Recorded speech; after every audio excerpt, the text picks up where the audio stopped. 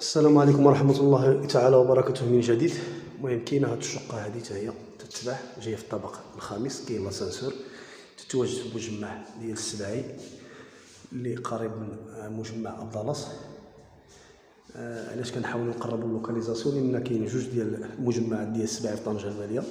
كاين واحد قريب لقصر الضيافة اللي هو مجمع ريكو كوستا، وكاين هذا ديال السباعي طنجة المالية لا رينوفاسيون ديال طنجة المالية. المهم كما كتشوفوا هذا الصالون، وهذا الصالون هذا عندنا هاد الشومبر هنا. بالنسبه للفصاله الاخوان، نفس الفصاله ديال يعني جميع لي زابارتمون اللي مازال عندنا يعني في الطبق الخامس، غير كيبقى تفاوت في المساحات.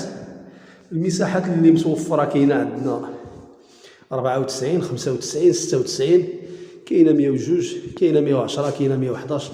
الاثمنه 8000 درهم، وكاين اختلاف ديال الاطلاله. كاين اللي على الشارع الرئيسي، وكاين اللي على داخل الريزيدونس كما غنوريكم في هذا كيشوف داخل الريزيدونس. هو عنده اطلاله مزيانه. اللي جميل في هذا المجمع ما كاينش القرب ما بين العمارات. كما كتشوفوا الشارع كبير ما بين العمارات، وطراسه ما شاء الله الانسان يقدر يستغلها. يعني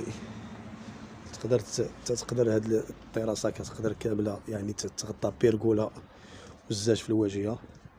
وكما قلنا الاخوان في الفيديوهات اللي قبل، اثمنه 8000 درهم، مساحات مختلفه، واللي تيهمو الامر مرحبا. الموقع انها كتواجد قريبه من البحر، قريبه من لاكار تي جي في، قريبه من جميع المرافق، جايه قريبه للرامبوان اللي كدير للقصر الصغير، وكذلك الرامبوان اللي كدير لطريق تطوان. واللي كيهمو الامر مرحبا. الرقم ديالنا غتلقاوه على الشاشه اللي هو 0668 47 96 27. بالنسبه للاصلاح ديال لي زابارتون مازال فيه شي حاجه الاصلاح، فهو على الشركه. يعني من تتفاهم معهم كتكون يعني في ذاك الاسبوع ديال المفاهمه او البدايه ديال الشراء، صافي يعني كيدخل واحد ليكيب اللي هو متخصص كيحاول يقاد لك المسائل ديالك.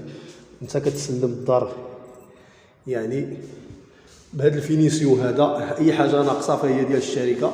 لي سينيتير تيركبوا جداد. وشكرا للجميع، الله يجيب السلامه والتيسير للجميع.